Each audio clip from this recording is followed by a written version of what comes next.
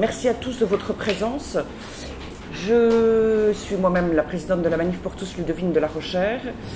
À ma gauche, Pierre-François Gouifès, expert des politiques publiques, et Albéric Dumont, vice-président de la Manif pour tous. Alors le sujet de notre conférence de presse de ce matin est un travail élaboré, fait par la Manif pour tous, au profit de la famille, c'est-à-dire au profit de la société d'une manière générale. La démarche est véritablement partie d'une étude approfondie, à la fois profonde et large, de tout ce qui concerne le fait familial en France.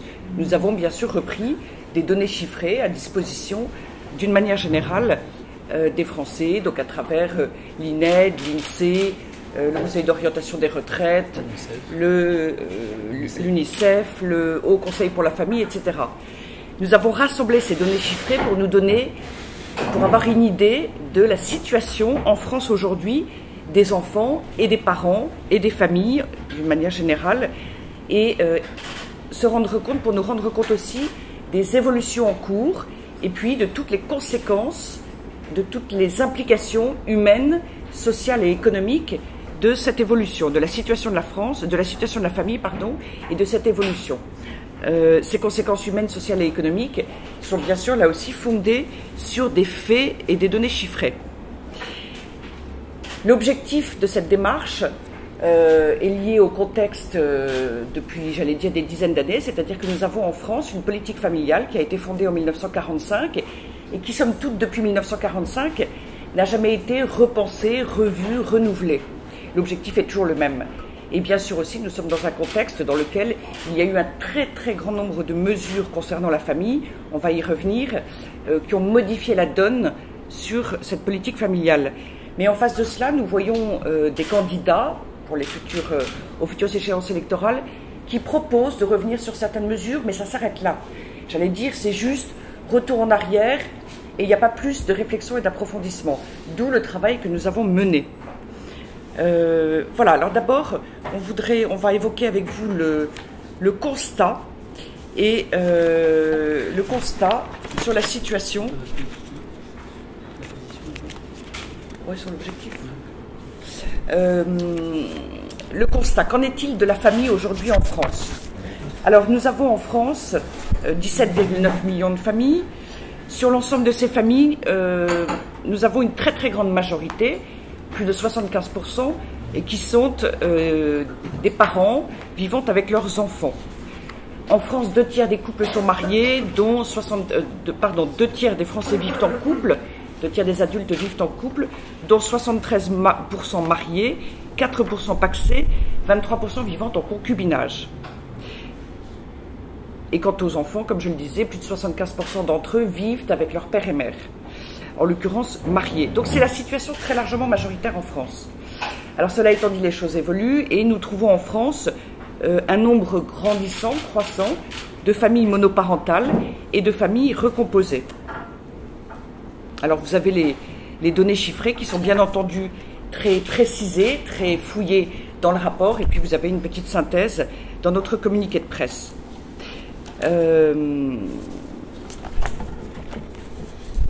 Pour en venir à la période plus précise qui nous intéresse aujourd'hui, depuis 2012, avec François Hollande, les familles ont été déstabilisées, peut-on dire, du point de vue du mariage, de l'affiliation et de la politique familiale. Alors je vais en venir, pour ma part, aux attaques véritables, enfin à tout ce qui a pu atteindre la famille et puis contribuer à la redéfinir et contribuer, voire à la déstabiliser. Et je commencerai par le mariage. Bien sûr, vous le savez, François Hollande a fait voter la loi Taubira qui a ouvert le mariage et qui a ouvert l'adoption aux couples de personnes de même sexe. La conséquence étant, à travers l'adoption, que des enfants peuvent désormais être adoptés par 2 hommes ou 2 femmes et donc fait être orphelins à nouveau d'un père ou d'une mère.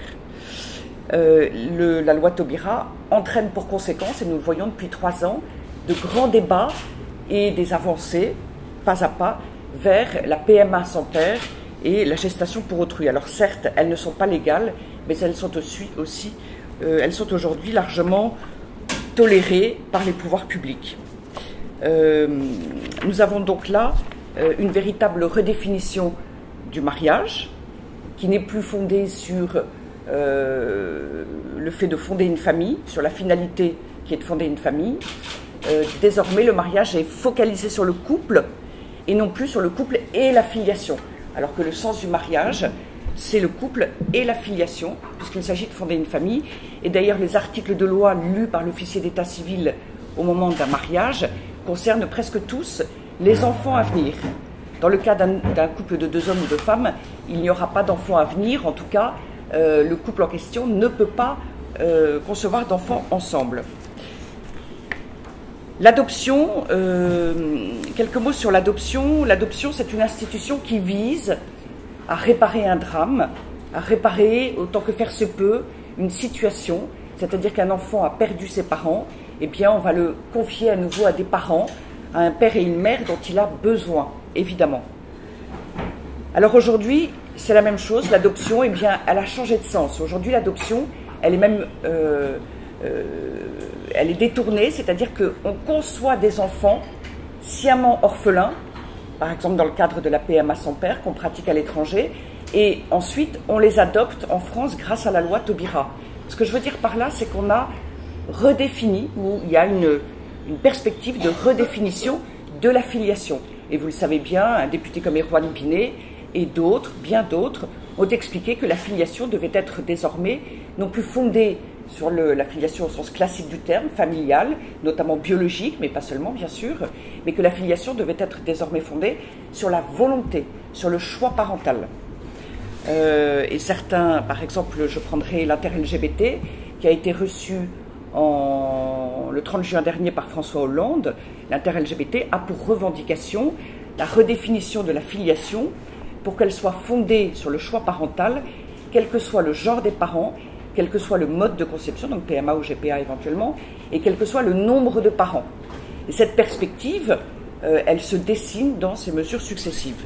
Et bien entendu, cela correspond à un bouleversement de la famille.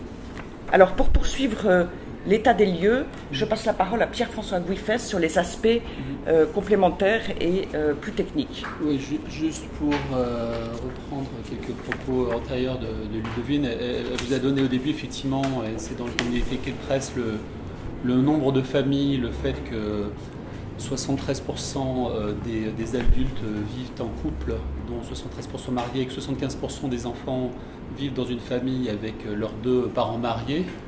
Donc ça reste massivement le fait majoritaire du fonctionnement de la société. Donc la famille reste une institution. C'est une institution qui a un peu régressé, parce qu'effectivement avec le développement des familles monoparentales, le développement des divorces, le développement du veuvage avec le vieillissement de la population, la position qu'on a prise, c'est qu'il y a vraiment aucune raison de se réjouir de cette situation au vu du bien-être dans la société de façon générale, en fait. Parce que globalement, dans le rapport, vous verrez, il y a une étude de l'UNICEF qui prouve que pour la réussite scolaire, pour la lutte contre la pauvreté dans une société où la pauvreté progresse, pour solidifier les régimes de retraite par la natalité, le développement de la famille est une institution qui reste très très importante.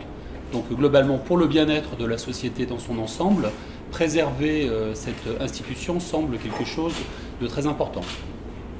Par ailleurs, on pense qu'effectivement, la famille nécessite une politique en soi. C'est pour ça qu'on utilise plus volontiers dans le rapport la notion de politique de la famille plutôt que politique familiale. La politique familiale renvoyant effectivement au compromis de 1945 avec 2 instruments principaux qui étaient les allocations familiales et le quotient familial, mais également d'autres aspects, notamment la défense de l'institution familiale, justement parce qu'elle procure, en tout cas c'est la position, même si elle n'est pas parfaite, mais elle procure un cadre très utile à la société, aux individus, pour améliorer leur bien-être, mais également à la société dans son ensemble. Et c'est vraiment par rapport à ça qu'on a construit le rapport, à côté effectivement des aspects anthropologiques que Ludovine a développé. Donc effectivement, ce qu'on constate sur plusieurs années, c'est un certain nombre de remises en cause de l'institution familiale.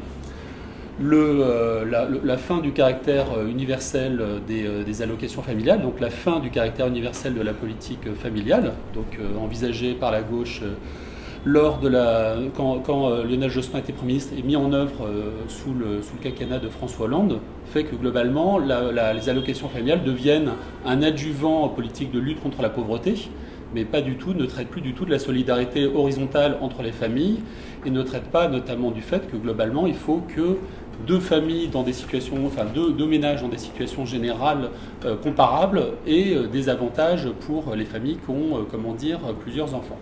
Donc vous avez effectivement, donc là, nous on est très très favorable au caractère universel en tant que tel de la politique familiale. Bon, le projet si on continue sur le constat, le projet de mise en place du prélèvement à la source pousse à terme à l'individualisation de l'impôt sur le revenu et donc à la disparition de l'institution familiale dans la construction du dispositif séculaire d'impôt sur le revenu.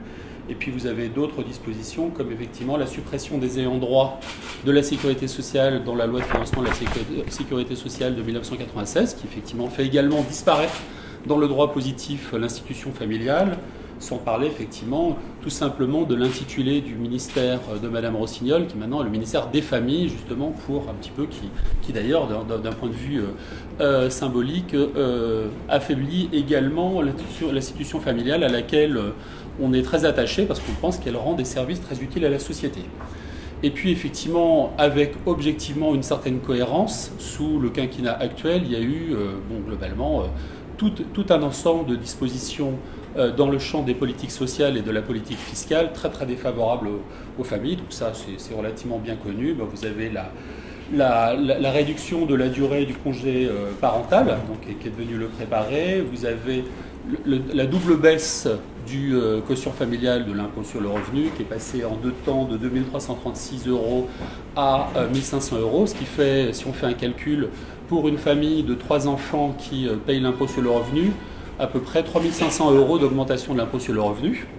Vous avez eu également la mise sous condition de ressources des allocations familiales qui vraiment casse le caractère fondamentalement universel de cette politique depuis 1945, sur lequel Lionel Jospin, après l'avoir mis en place, l'avait remis en cause lors de la 3e cohabitation, mais qui a été mis en place de façon définitive. Vous avez, dans la liste à l'après-vert, le décalage du versement de la prime à la naissance, l'augmentation des tarifs de cantine pour les familles nombreuses, le plafonnement à 1 000 € annuel de la majoration de pension pour élever 3 enfants ou plus, l'imposition de la majoration de pension des retraités qui ont élevé 3 enfants ou plus, et puis pas d'adaptation de la durée du travail pour notamment avoir des CDD courts qui correspondent bien effectivement, notamment lorsqu'un des parents veut avoir une activité professionnelle à côté du fait de s'occuper de ses enfants. Donc il y a une certaine cohérence, une logique qui est effectivement un affaiblissement, une volonté d'affaiblissement institutionnel d'une institution qu'on considère comme très positive et avec les éléments chiffrés qu'on a mis dans le rapport, mais également une dégradation de la situation matérielle des familles, l'UNAF, considérant que l'ensemble de ces modifications ayant induit soit une baisse de prestations, soit une augmentation des impôts de l'ordre de 4 milliards d'euros sur les familles. Voilà à peu près ce que je peux dire sur le constat. Alors, par ailleurs, vous verrez dans le rapport qu'on on a démontré, après étude, il en est ressorti, et on l'a démontré, qu'un certain nombre d'inégalités avaient été créées, inégalités dans un sens assez large, et un appauvrissement, alors pour les raisons qui étaient dites à l'instant, et puis aussi parce que, par exemple, ces mesures ont rendu imposable un grand nombre de familles de revenus moyens et modestes. L'objectif, en principe, était une certaine équité, égalité, et en réalité, on a produit de nouvelles inégalités. Alors, les conséquences sont extrêmement larges, et je vais en parler un tout petit peu, mais je voudrais mettre l'accent sur la baisse de la natalité. Vous savez que la natalité française, la démographie française est réputée très dynamique. À vrai dire, c'est un mythe, puisque nous avions un indice de fécondité à 2,01, alors que le seuil de renouvellement des générations est à 2,10, donc 2,01 contre 2,1 en fait. Et depuis 2015, la natalité française a chuté avec un indice à 1,96. Et effectivement, tout l'ensemble de ces mesures signifie une déstabilisation de la vie familiale, de la vie matérielle, de l'organisation des familles, et on en voit rapidement l'impact. Or, il se trouve que, d'après le Conseil d'orientation des retraites, si l'indice de fécondité français était des 2,1, eh bien, dans 45 ans, il n'y aurait plus, on aurait, le déficit du financement des retraites serait de 0.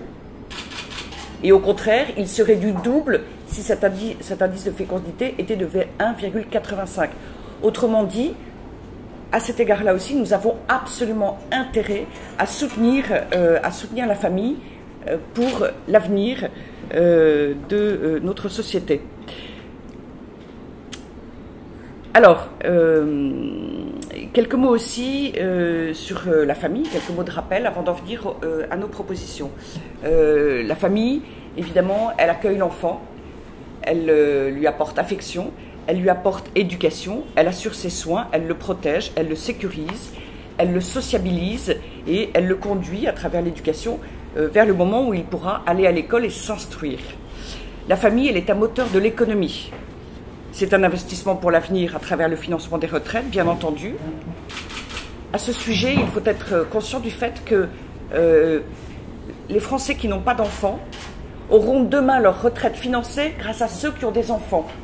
Ceux qui ont des enfants ont une baisse de revenus, une baisse de moyens, une baisse de niveau de vie extrêmement importante. Il faut savoir qu'à ce jour, elle n'est pas du tout compensée, loin s'en faut et encore moins, depuis ces dernières années, elle n'est pas du tout compensée par la politique familiale. Donc si vous voulez, il y a une inégalité extrêmement grande entre les uns et les autres, alors que les uns investissent au profit de tous. Et il y a là, évidemment, un déséquilibre majeur, d'autant plus que la politique familiale a été mise à mal. La famille, elle assure aussi la solidarité entre les générations. Elle assure la solidarité pour les personnes malades, handicapées, etc. Elle a un rôle social majeur que l'État serait évidemment incapable de remplacer. Elle est un amortisseur social, elle est un rempart, enfin, contre la solitude et l'exclusion. Je me permets d'insister là-dessus, parce qu'on oublie tous ces aspects, toutes ces dimensions remarquables de la famille. Sans la famille, que fait-on, comment fait-on? Et il semblerait que nos dirigeants actuels, qui sont dans une perspective déconstructioniste, il semblerait qu'ils n'aient guère réfléchi à ce par quoi on remplacerait la famille, et les difficultés familiales ont évidemment pour conséquence l'éclatement des familles, et ça n'est pas bénéfique ni aux individus ni à la société. Alors vous verrez que nous avons évoqué un petit peu les conséquences pour les enfants à travers une étude de l'UNICEF qui est extrêmement intéressante. Qu'en est-il pour l'enfant en termes social, scolaire, psychologique, etc., selon le contexte dans lequel il vit. Un enfant qui est élevé par ses deux parents, je vais vous prendre un exemple, vous avez un tableau que vous trouverez. Un enfant se disant triste ou cafardeux, d'après l'UNICEF, une étude menée sur plus de 11 000 enfants. 38,2% des enfants se disent tristes ou cafardeux dans un contexte où il vit avec ses deux parents. 44% quand il vit avec un seul de ses parents. 47% quand il vit dans une famille recomposée. Toute l'étude de l'UNICEF montre que le bien-être de l'enfant n'est pas le même selon le contexte. Alors il ne s'agit pas de juger quiconque, chacun fait comme il peut et c'est essentiel. Chacun fait comme il peut avec ses contraintes et ses difficultés. La question qu'on se pose, c'est comment prévenir ces difficultés. C'est ça le sens de notre démarche. Je voudrais vous donner un autre exemple, inégalité de niveau de vie. Le taux de pauvreté des enfants de familles monoparentales est de 37% contre 13% pour l'enfant qui vit avec ses deux parents. Il y a 2 fois plus de taux d'échec au bac dans les familles aisées en cas de rupture conjugale.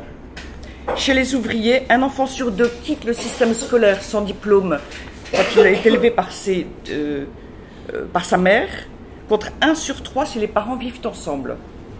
Autrement dit, quand on entend Hollande en particulier, ou Madame Rossignol, présentée comme un idéal de liberté, d'égalité, etc., toutes les situations familiales, il est faux, ces situations ne sont pas pour l'enfant ni pour les parents, ne sont pas équivalentes. On pourrait parler d'ailleurs aussi du suicide des pères qui sont séparés de leur enfant. En cas de séparation des enfants et des parents, vous savez que dans une très large majorité des cas, c'est la mère qui a la garde des enfants, et le père, en général, dans un délai de 2 ans, s'éloigne tant qu'il finit par prendre le contact. À l'issue d'une séparation, les souffrances psychologiques sont majeures, enfin séparation, divorce, selon les termes et les cas, le suicide des pères est le plus répandu. D'autre part, la descente en termes de niveau social, de niveau de revenu, etc., des mères est de 20% contre 3% pour les pères. On comprend pourquoi elles sont en charge, toutes seules un enfant. Autrement dit, il y a aussi bien sûr tout le coût pour la collectivité de ces difficultés familiales que j'évoque. Encore une fois, il s'agit d'un tableau. Au vu de l'ensemble des mesures qui ont été prises, au vu de la situation de la famille aujourd'hui, au vu des conséquences humaines, sociales et économiques, nous avons donc mené une réflexion pour voir comment on pouvait remédier à ces difficultés, les prévenir, agir en amont plutôt qu'en aval. Aujourd'hui, on agit toujours en aval. L'objectif, c'est de changer la perspective et d'être ambitieux pour la famille. Et donc d'aider toutes les familles de manière équitable et juste. Alors cette politique de la famille que nous proposons, nous lui avons fixé 3 objectifs. Vous savez que jusqu'à présent, la politique familiale française, elle s'en tenait aux aspects allocatifs, aux aspects fiscaux, tous ces aspects, sécurité sociale, etc.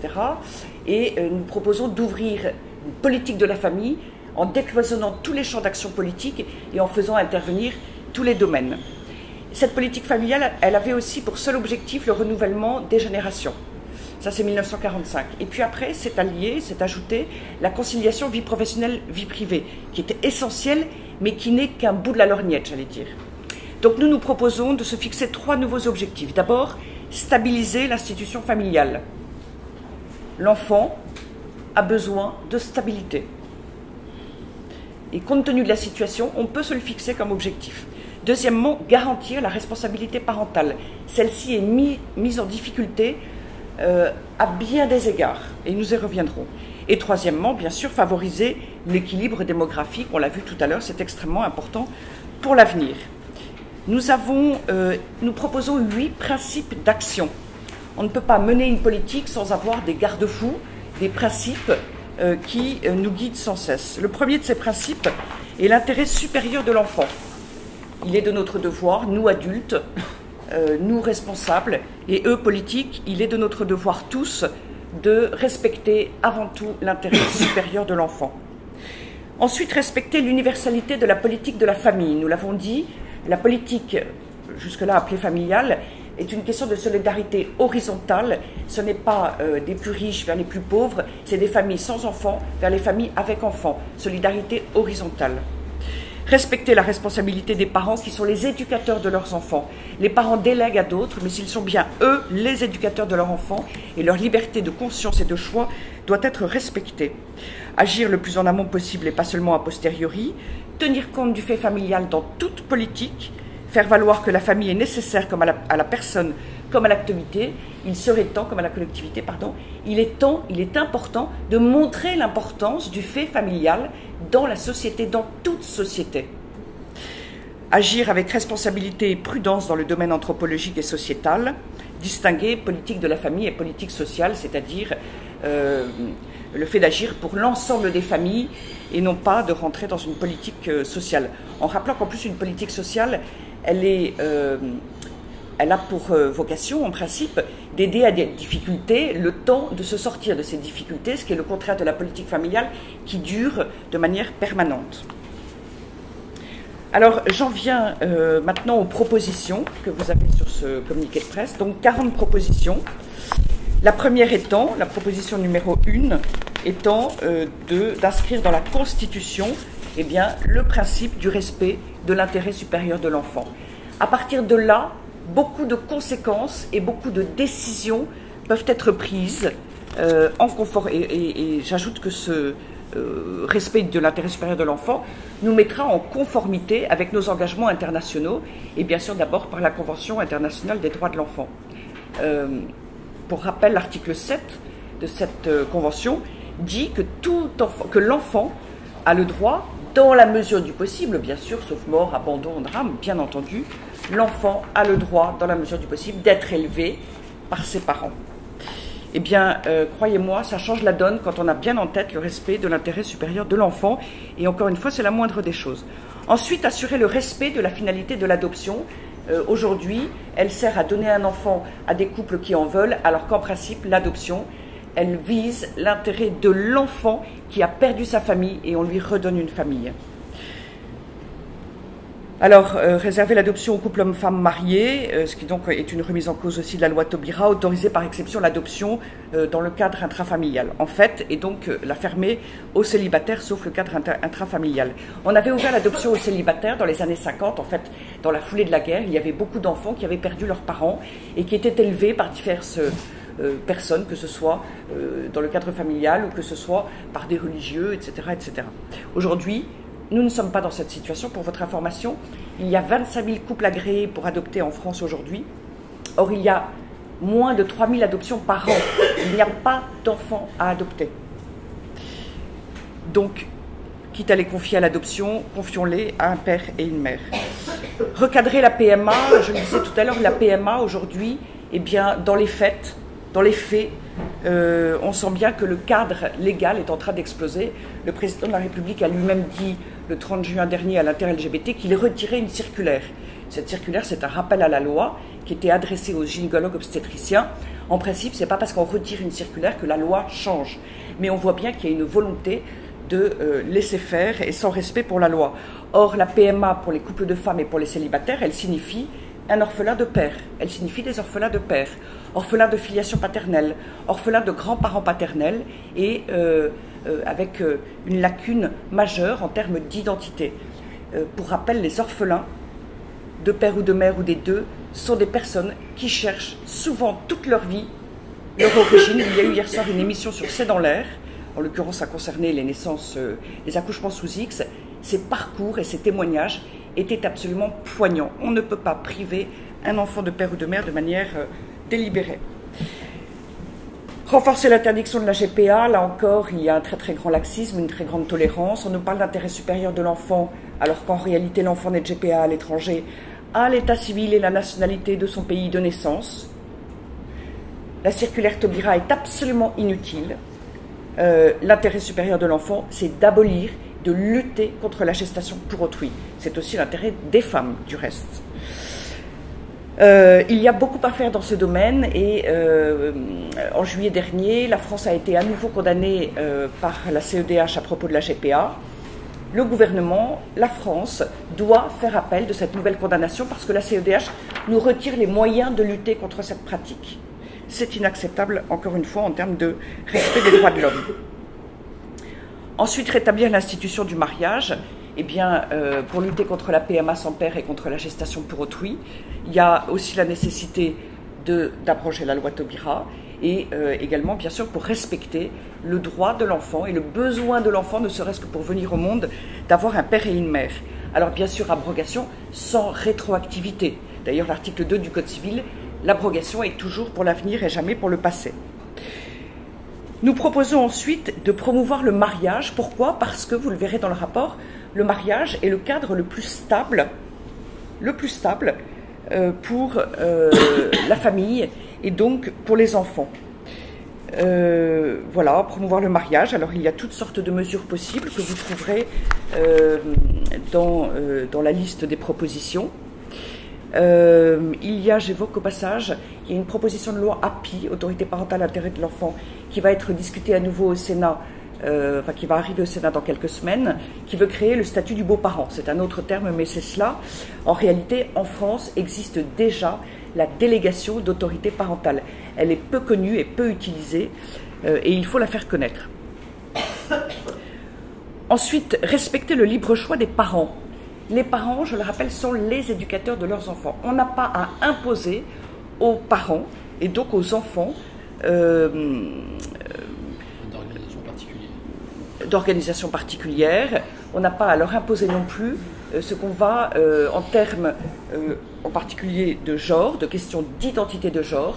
L'identité de genre, l'idéologie du genre est une hypothèse, une théorie, ou des théories, comme on voudra, hein, puisque c'est très complexe et les gender studies ont chacun des théories un peu différentes les unes des autres, mais disons une hypothèse, elle n'a rien à faire à l'école et on doit respecter le fait, on doit respecter et l'intimité et l'identité et la liberté de conscience des enfants comme des parents.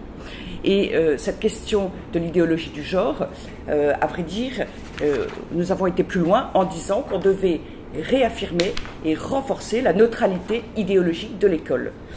Il y a à cet égard-là un véritable problème. Et puis il y a bien sûr d'autres propositions dans ce domaine. Et je passe la parole à Pierre-François Guiffès pour la suite qui concerne la vie matérielle et l'organisation de la famille. Donc il y a un certain nombre de propositions qui d'ailleurs remettent en cause ce qui a été déployé depuis les 4 dernières années, mais par rapport dans l'esprit général qu'on vient de décrire. Donc il y a clairement remettre en cause la réduction des droits autour de la préparation partagée d'éducation qui a remplacé le congé parental pour revenir à un dispositif qui dure pendant 3 ans et qui respecte la liberté de choix des parents dans l'organisation des modes de garde des enfants. Il y a effectivement faciliter la conciliation vie familiale, vie privée, vie familiale et vie professionnelle en supprimant effectivement la durée minimale d'un contrat à durée déterminée pour effectivement pouvoir concilier et aider à la vie matérielle de la famille dans une France quand même qui est en stagnation économique et dans laquelle la pauvreté a quand même beaucoup augmenté depuis la crise de 2008. Il y a toute une série de propositions effectivement sur la vie matérielle de la famille, sachant qu'effectivement, comme l'a dit Ludovine, le point est la solidarité horizontale. C'est-à-dire ce qu'il faut comparer, c'est à situation matérielle égale, la situation des familles qui ont des enfants et donc qui ont des charges importantes liées à ces enfants, mais c'est leur choix, et des familles qui n'ont pas d'enfants. Donc il y a rallonger des mesures un peu pratiques comme rallonger la durée de la carte famille nombreuse pour jusqu'au départ du dernier enfant du foyer fiscal. Il y a bien sûr supprimer toutes les conditions de ressources de tous les dispositifs relatifs à la famille, c'est-à-dire la prime d'adoption, bien entendu ce qu'on a dit sur les allocations familiales. Il y a des dispositions particulières qu'on peut imaginer qu'on a proposées sur des dispositifs qui aident les familles, notamment les familles nombreuses à partir de 3 enfants. Donc, adapter le PTZ pour permettre l'accession à la propriété des familles nombreuses qui ont des besoins de mobilité particuliers. Adapter les droits de mutation à titre onéreux, donc les droits des notaires pour qu'effectivement les mobilités soient faciles pour les familles nombreuses qui, pour des raisons de taille de logement, ont plus besoin que les autres de changer de logement. Il y a effectivement en matière d'équité sociale et fiscale, il y a clairement ne pas mettre en place le prélèvement à la source sur l'impôt sur le revenu, puisque à terme, c'est globalement la déstabilisation du caractère fondamentalement familial de l'impôt sur le revenu et la route vers son individualisation. Il y a également supprimer le plafonnement du quotient familial. Donc le quotient familial, il sert à compenser le nombre d'enfants dans le calcul de l'impôt sur le revenu. Et donc, grosso modo, l'idée, c'est d'avoir une équité à revenu identique entre ceux qui ont plusieurs enfants et ceux qui ont décidé de ne pas en avoir, puisqu'effectivement, le niveau de vie doit s'analyser par unité de consommation, par le nombre de personnes qu'il y a dans le foyer, et c'est pas du tout un dispositif de redistribution verticale des pauvres vers les riches, des niveaux de revenus différents. Toute une série de dispositifs traitent ces questions, le caractère progressif de l'impôt sur revenu et l'ensemble des dispositifs des minima sociaux traitent cette question. Donc il ne faut pas confondre la politique de la famille, la politique sociale, le volet social de la politique sociale et fiscale de la politique familiale avec ce traitement de la question de la pauvreté qui doit être traité, mais dans ses propres instruments. On propose effectivement d'autres mesures pour faciliter effectivement la vie de la famille. Et après, un autre point d'importance, c'est respecter effectivement l'institution familiale par effectivement la création d'un ministère de plein exercice, je veux dire, qui traite la politique de la famille, et pas seulement le volet social habituel, traditionnel de la politique. Il y a un sujet important qui est le financement de la politique de la famille. La politique de la famille a été traditionnellement une variable d'ajustement de l'ensemble des politiques sociales. Il y a d'ailleurs dans les plateformes de certains candidats à la présidentielle des mesures pour effectivement retirer les cotisations sociales qui financent la branche famille pour baisser le coût du travail au niveau du SMIC. Donc il faudrait globalement stabiliser les ressources de la politique de la famille, grosso modo. Le chiffre actuel qu'il faut stabiliser, parce que bien sûr il faut que cette politique soit responsable, c'est à peu près une cinquantaine de milliards d'euros et 2,5% du PIB. Donc c'est à peu près ça, et il faut trouver effectivement les moyens de stabiliser et de pérenniser ces montants. Et puis effectivement, il faut reconnaître effectivement politiquement l'importance de la famille par, comme je l'ai dit, la création d'un ministère de plein exercice et effectivement des dispositifs concrets qu'on pourrait imaginer pour la vie des familles, avec un guichet unique famille qui permettrait effectivement de traiter à côté des caisses d'allocation familiale l'ensemble des questions traitantes aux familles. Merci beaucoup. Alors, je me permets d'insister, la chute de la natalité observée en 2015. Pour votre information, une baisse de 0,2 points du taux de natalité correspond à une baisse de 10% d'une classe d'âge, soit 10% de cotisation en moins, c'est-à-dire environ 30 milliards d'euros en moins pour le financement des retraites à venir. Donc c'est un enjeu majeur. Nous ne cessons de nous demander comment on va financer nos retraites. Or, on ne cesse d'attaquer véritablement la vie matérielle, l'organisation des familles, au point de faire renoncer à l'accueil d'enfants par des couples. À côté de ça, je mets en parallèle, je vous cite un article publié par Marianne. Ce n'est pas la Manif pour tous qui le dit, c'est Marianne.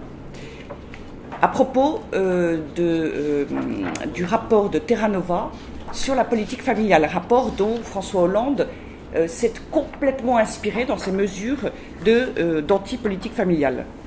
Marianne dit « Le think tank veut s'attaquer à la politique familiale à la française.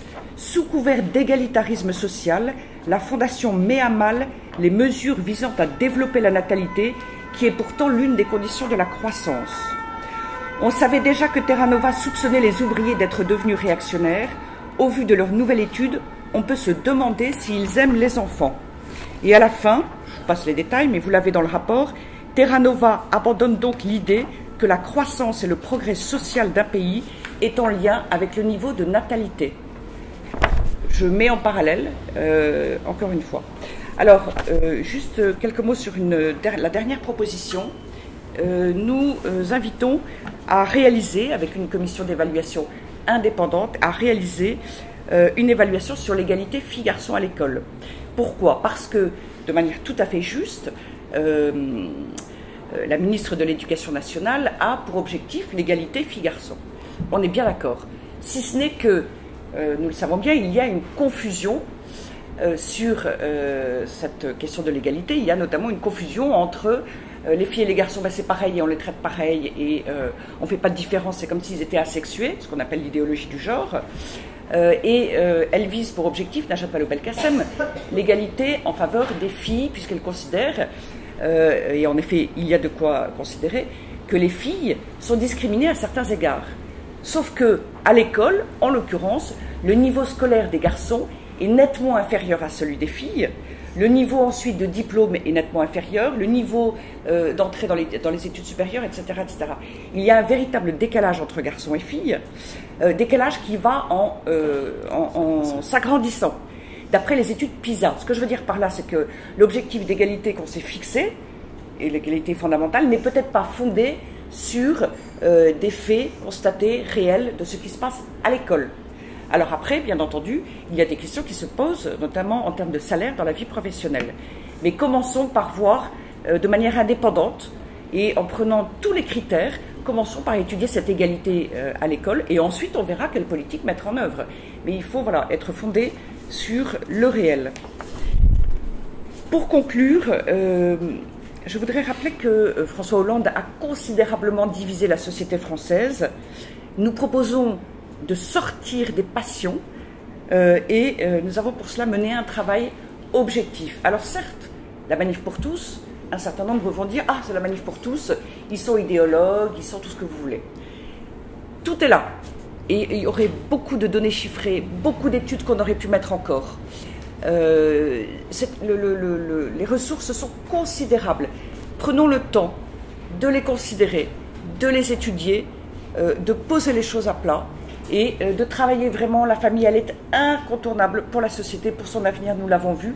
Travaillons véritablement à voir ce que nous pouvons faire pour l'avenir. Et encore une fois, cette démarche est pragmatique, elle est sourcée, elle est fondée et nous souhaitons véritablement, bien entendu, que ce travail soit repris par les programmes politiques, par les partis politiques, par les candidats aux futures élections.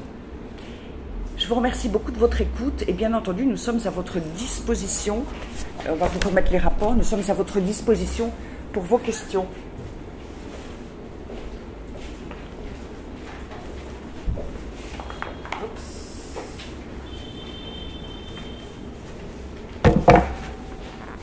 La deuxième question. Oui.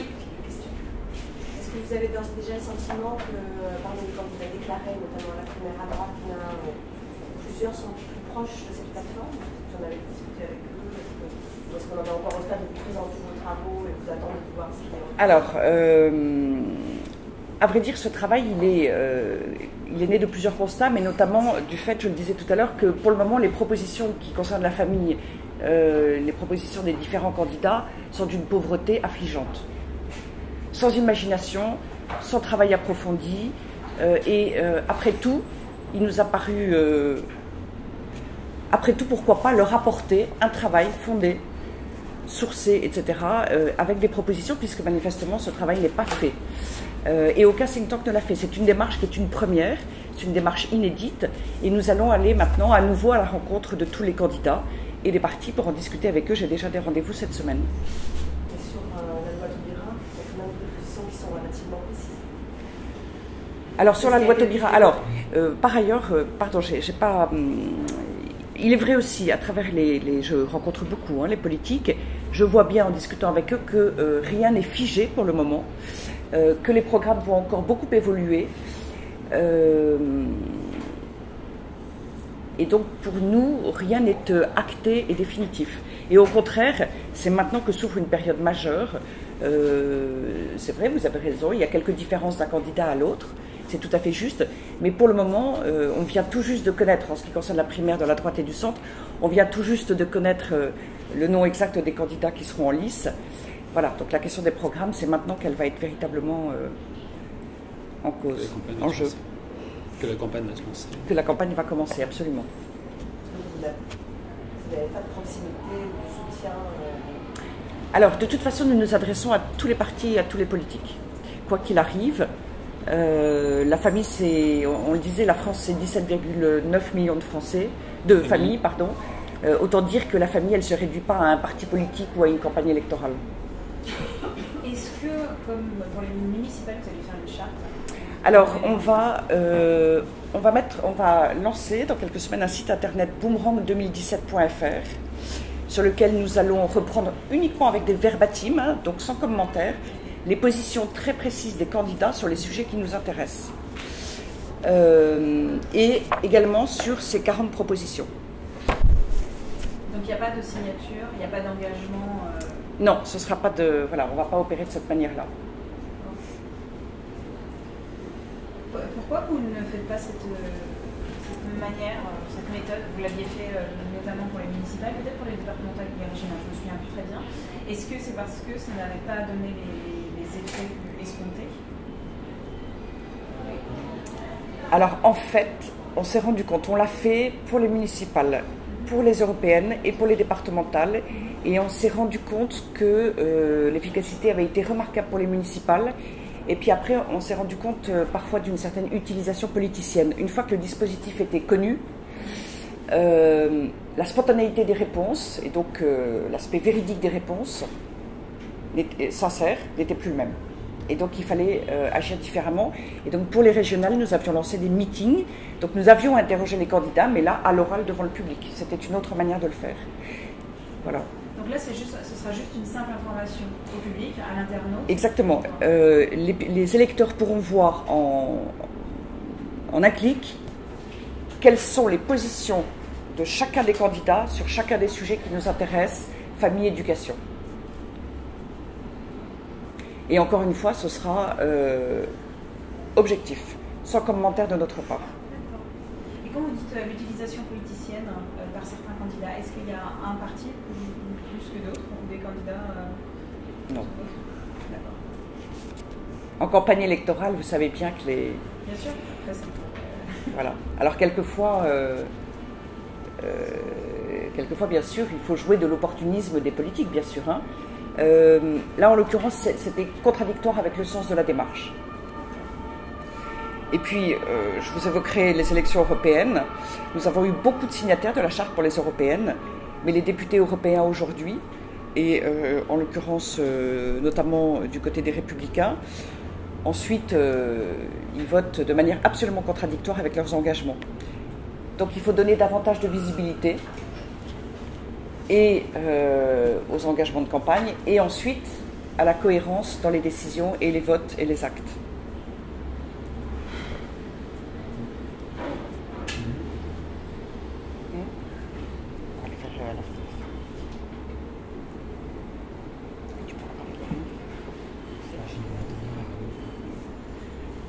Oui. Alors, pour reprendre des petits points précis de votre proposition, en fait, quand vous appelez à renoncer à la PMA avec le Nord-Amérique, c'est y compris pour les violences sexuelles, Oui, oui. revenez sur le Oui. droit à... Oui, puisque c'est une rupture de filiation avec le père, et nous défendons, enfin, comme la Convention internationale des droits de l'enfant, le droit de l'enfant d'avoir son père et sa mère, et nous voyons bien aussi, à travers des associations, à travers des témoignages comme PM Anonyme, qu'il y a une véritable difficulté dans le cadre de la PMA avec donneur anonyme. D'où d'ailleurs le débat sur la levée de l'anonymat du don de gamètes. Pourquoi ? Parce que les souffrances sont vraiment fortes, importantes. On n'en parle pas beaucoup, mais on parle du débat quand même de cette levée de l'anonymat. Et donc, en logique avec ce que nous défendons, voilà. Et pour rebondir sur votre question, la question de la gestation pour autrui, l'abrogation de la loi Taubira va avec la question de la gestation pour autrui, puisque un couple de deux hommes ne peut recourir qu'à la GPA pour concevoir un enfant. Mais bien entendu, nous sommes opposés à la GPA, quel que soit le couple ou la personne commanditaire, couple homme-femme ou homme-homme ou un homme seul, nous sommes opposés à toute forme de GPA. Vous pouvez dénoncer la Convention européenne des droits de l'homme. Oui.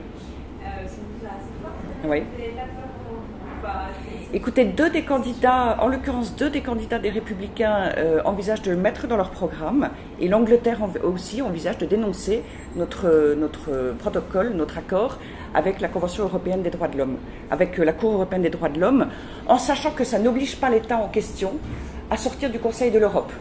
Mais si vous voulez, la Cour européenne des droits de l'homme prend régulièrement des décisions qui sont contraires aux droits de l'homme. Ils ont une interprétation de la Convention européenne des droits de l'homme qui n'a plus rien à voir avec la rédaction du texte, alors qu'en droit, en principe, c'est l'intention des auteurs, quand ils l'ont écrit, qui doit être prise en compte.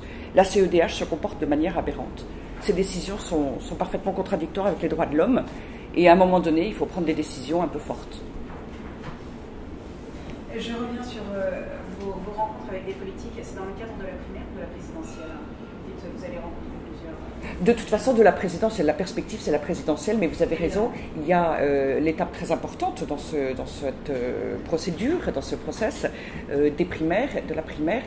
Donc là, on va peut-être commencer d'abord par des candidats à la primaire. Cela étant dit, par exemple, je vois Marion Maréchal Le Pen cet après-midi. Je vois aussi, dans l'autre sens, je vois Bruno Retailleau. Alors là, ils ne sont pas les mêmes candidats, hein, mais je vois Bruno Retailleau dans quelques jours. Je vois les uns et les autres, mais c'est vrai que là, il faut d'abord s'intéresser aux candidats à la primaire. Il va falloir aller vite. Je ne me trompe pas si je dis que Sens Commun a apporté son appui à François Fillon il y a quelques jours. Absolument. Et je précise que Sens Commun est totalement indépendant de la Manif pour tous. Voilà, c'est un parti politique qui est à l'intérieur du Parti des Républicains, etc.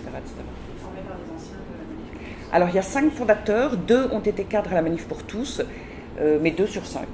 Et ça n'est pas nous qui leur avons dit engagez-vous en politique ici ou là. C'était de leur décision et ils sont véritablement indépendants. Même si bien sûr nous nous connaissons bien. Est-ce que vous avez utilisé le coût des différentes mesures, la position qui représente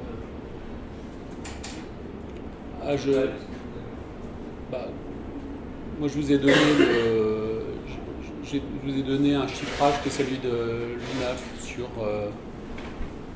le coût à peu près 4 milliards d'euros de la mise en cause d'un certain nombre de dispositifs. Donc globalement, comme on propose, c'est pas tellement l'esprit de... Il n'y a pas du tout un esprit entre guillemets d'essuie-glace. Hein, c'est pas voilà, donc un coup on met les choses en place, un coup on les retire. On a essayé de mettre ces mesures dans une cohérence, les élargir par rapport à des objectifs politiques qu'on a décrits.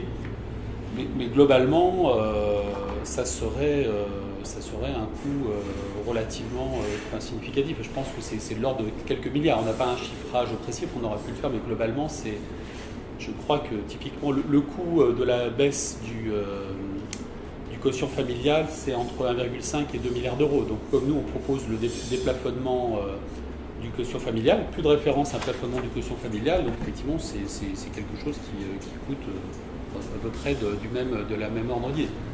Dans un environnement, il s'agit de rééquilibrer, mais pour des raisons de fond, effectivement, l'ensemble du dispositif fiscalo-social par rapport aux considérants très positifs qu'on pose sur l'institution familiale et une équité à même niveau de revenu entre des familles qui ont des enfants et des familles qui n'en ont pas.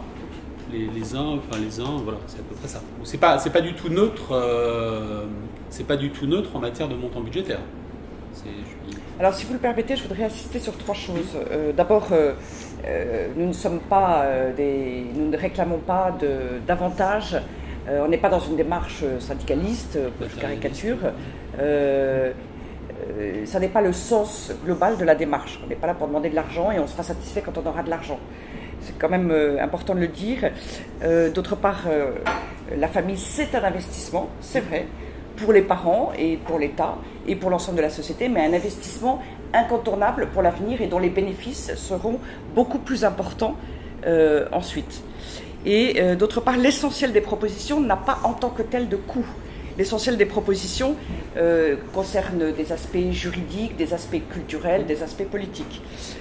C'est important de le dire.